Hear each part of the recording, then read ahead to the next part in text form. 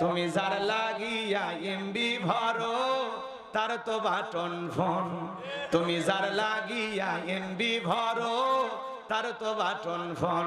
কেমন করে বুঝবে রে সে, কেমন করে বুঝবে রে সে ডিজিটাল তোর মন। তুমি যার লাগিয়া এমবি ভরো তার তো বাটন ফোন।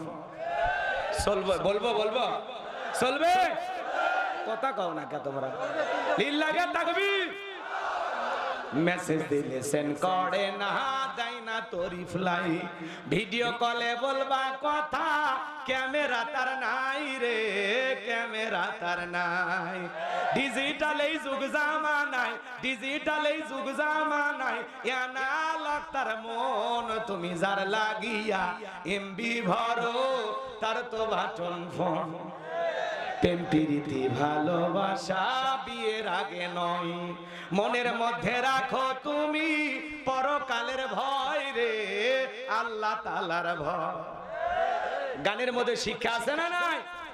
প্রেম প্রীতি ভালোবাসা বিয়ের আগে নয়, মনের মধ্যে রাখো তুমি পরকালের ভয় রে, আল্লাহ তাআলার ভয়। তবে তুমি মুক্তি পাবা, তবে তুমি মুক্তি পাবা দোজখের আগুন। তুমি যার লাগিয়া এমবি ভরো তার তো বাটন ফোন।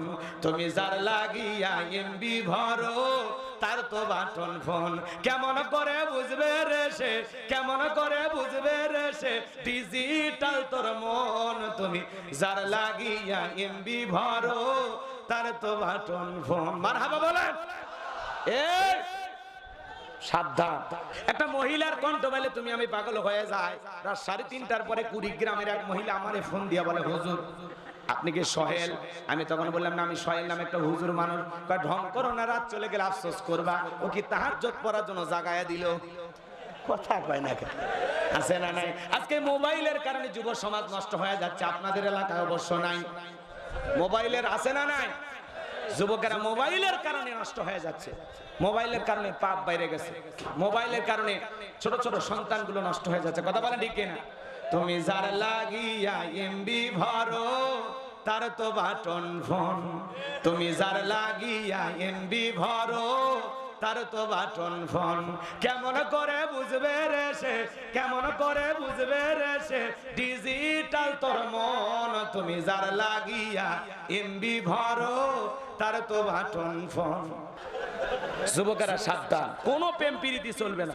20 বছর বয়স হয়নি, বাড়ির যা বলে আব্বা উত্তর পাড়া লাকিকে আমি কথা দিয়েছি, রাজি থাকলে 1 সাবুন না হলে 2 সাবুন।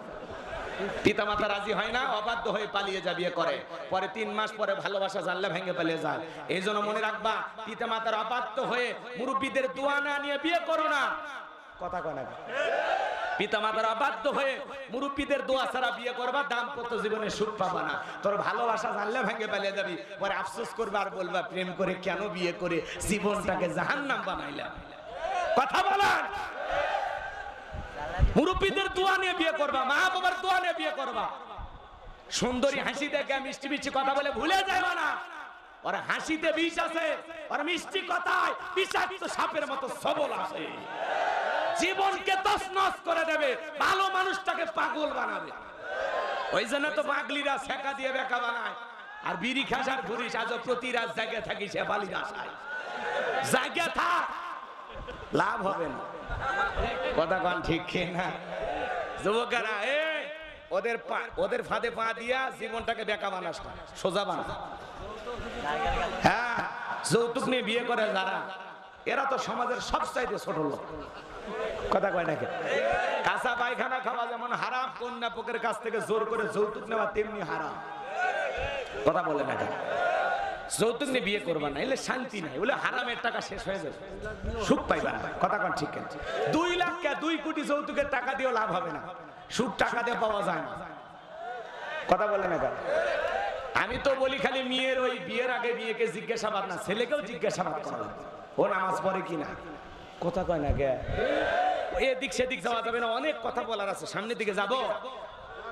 এদিক খেয়াল করেন, ফেরাউনের আলোচনা যখন শুরু হয়েছে, ফাইনাল খেলা খেলে ওয়াক সুবে মেরিয়ে বাড়ি যাবেন না, ওঠা বসা করেন না, কয়েকটা মিনিট দেন বলে দিয়ে যায়। লিল্লাহে তাকবীর। বেশি রাতে উঠে দিয়েছে, বোঝেন না আপনাদের হক আদায় করা লাগবে, এই জন্য নাকি দোয়া করবো, দোয়া করবো। এইবার আমার আল্লাহ রাব্বুল আলামিন বলেন ক্বালা আলকিহা ইয়া মূসা, আল্লাহু আকবার। আল্লাহ ডেকে বলে মুসা রে তোমার হাতের লাঠিটা নিক্ষেপ করো। ফাআলকাহা ফাইযা হিয়া হাইয়াতুন তাসআ। পয়গম্বর লাঠিটা নিক্ষেপ করা মাত্রই হয়ে গেল বিশাল বড় একটা সাপ। মুসা নবী বলে বাপ রে বাপ, এই যে জাতের সাপ আমার বংশ করে দিবে সাপ। এই কথা ভেবে আল্লাহর পয়গম্বর ডরে ভয়ে দৌড়াইতে লাগলেন। আমার আল্লাহ তখন বলেন ক্বালা খুযহা ওয়ালা তাখাফ সানুঈদুহা সিরাতাহাল উলা। আল্লাহু আকবার। তোমাদের মুখ না খুলে আমি দোয়া করে দেব। আল্লাহু আকবার বলা লাগবে। এখন আয়াত পড়তেছি, মজা লাগে না? হ্যাঁ, এতক্ষণ তো ঘটনা বললাম, এখন চলেন খালি কথায় কথায় আয়াত। সুবহানাল্লাহ বলেন। আল্লাহর পয়গম্বরকে আল্লাহ ডেকে বলেন মুসা ভয় পাওয়ার কোনো কারণ নাই, আমি আল্লাহকে লাঠি থেকে সাপ বানাইছি, আবার ওই সাপের দিকে হাত বাড়াও, পূর্বের মতো লাঠি বানাইয়া দেব। আল্লাহর পয়গম্বর ভয়ে ভয়ে ধরতে গেছে, ধরা মাত্র আবার সাপ কি হয়ে গেছে? লাঠি। এটার নাম কি? মুজিজা। বলেন এর নাম কি? মুজিজা। আল্লাহু আকবার বলেন। মুসা সন্দেহ জবাই করতে করতে সময় অতিবাহিত হয়ে গেল। এইবার দবিরাকে বলা হয়, দবিরা দেখ তো আমার পথের কাটা মুসা মরলো না বাঁচলো। তিনটা বর্ণনা পাওয়া যায়, কেউ বলেছেন 20,000 সন্তান জবাই করেছেন, কেউ বলেছেন 24,000, কেউ বলেছেন 80,000। দবিরা ডেকে বলে নেতা, যদিও বনি ইসরাইল মায়ের বুক খালি কইরা হাজার হাজার সন্তান জবাই করেছেন, তবে আপনার পথের কাটা মুসা এখনো মরে নাই, মায়ের কোলে জীবিত আছে, সুস্থ আছে, কিন্তু কোথায় আছে, কোন বাড়িতে আছে সেইটা বলার ক্ষমতা আমাদের নাই। চিৎকার মেরে বলুন আল্লাহু আকবার। ওয়া মাকারু ওয়া মাকারাল্লাহ ওয়াল্লাহু খায়রুল মাকিরিন। খেলা কার? আল্লাহ চাই মুসারে বাঁচাইতে, আর ফিরাউন চাই মারতে। ওর 14 গোষ্ঠী এক জায়গায় হয়ে মারতে পারবে। এইবার ফিরাউন ডেকে বলে এ সেনাবাহিনীর দল, পুল এলাকায় ছড়িয়ে পড়ো, তল্লাশি চালাও, একেবারে চিরুনি অভিযান চালাও, যে জায়গায় মুসারে পাইবা আর ধরবার জবাই করবা। এইবার বাজান গো আমার, ফিরাউনের সেনাবাহিনী তো চতুর্দিকে ছড়িয়ে পড়লো। একদল সেনাবাহিনী মুসা নবীর বাড়ির দিকে রওনা করেছে। মুসা নবীর বড় বোন নাম তার মারিয়ম ডেকে বলে মা, ওই যে ফিরাউনের সেনাবাহিনী দেখা যায় মা। আর বুঝি ভাইকে বাঁচানো গেল না, ভাইকে তুমি কই লুকিয়ে রাখবা? মুসা নবীর মা সন্তানকে নিয়ে দিক সেদিক দৌড়ায়। কে যেন এলহামের মাধ্যমে আওয়াজ দেয়, বলে মুসার মা ওই চুলার ভিতরে তোমার ছেলেটাকে ফেলায় দাও, কথা দিলাম গো তোমার ছেলেকে আবার তোমার কোলেই ফেরাইয়া দেব। মুসা নবীর মা তাই করলেন, সন্তানটাকে চুলার ভিতরে ফেলা দিলেন। ফিরাউনের সেনাবাহিনী পুরো বাড়ি সার্চ করলেন, তল্লাশি চালাইয়া অভিযান চালাইয়া তন্ন তন্ন করে খুঁজে তারা চলে গেল। এইবার মুসা নবীর মা চুলার ভিতরে থাকায় দেখে মুসা নবী চুলার ভিতরে পড়ে মুস্কি মুস্কি হাসে। এইবার মুসা নবীকে কোলের মধ্যে নিলেন। আবারও কে যেন এলহামের মাধ্যমে গাইবে আওয়াজ দেয়া, ডেকে বলে মুসার মা আর কতদিন জালেমদের ভয় লুকিয়ে রাখবা? সিন্ধুক একটা বানায়া দরিয়ার বুকে ভাসায়া দাও, কথা দিলাম গো আবার তোমার ছেলেকে তোমার কোলে ফেরাইয়া দেব। এবার সিন্ধুক পাবে কোথায়? টেনশনে পড়ে গেল।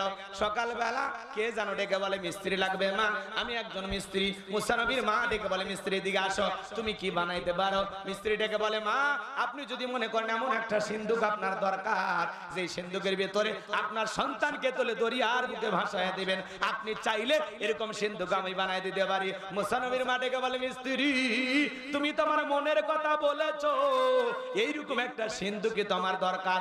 এবার মিস্ত্রি বলে মা ভিতর থেকে একটু পানি নিয়ে আসেন, যন্ত্রপাতি আছে, ধার দেবার জন্য পানি লাগতে পারে, এবার না হলে চলবে। এইবার মুসা নবীর মা ভিতর থেকে পানি নিয়ে এসে দেখে মিস্ত্রি সুন্দর একটা সিন্ধুক বানাইয়া দাঁড়িয়ে আছে। এবার সিন্ধুকটা হাতের মধ্যে মিস্ত্রি দৌড়ায়, পেছন থেকে ডাইকে বলে মিস্ত্রি লোহার পয়সা কি নিবা না, কাঠের পয়সা কি নিবা না, তোমার পারিশ্রমিকের দামটা কি নিবা না? মিস্ত্রি ডেকে বলে মা যারা বিপদে পড়ে আমি তাদের উপকার করি, বিনিময়ে টাকা পয়সা গ্রহণ করি না। মুসা নবীর মা ডেকে বলে মিস্ত্রি এই বিপদের দিনে লোহার পয়সাও নিলা না, কাঠের পয়সাও নিলা না, তোমার পারিশ্রমিকের দামটাও নিলা না, অন্তত তোমার নামটা বলে যাও, মাঝে মাঝে তোমার কথা মনে গলে আল্লাহর কাছে তোমার জন্য দোয়া করব। মিস্ত্রি ডেকে বলে, মা আমি দুনিয়ার সাধারণ কোনো মিস্ত্রি না, আমি আল্লাহর ফেরেশতা, আমার নাম হলো জিবরাইল।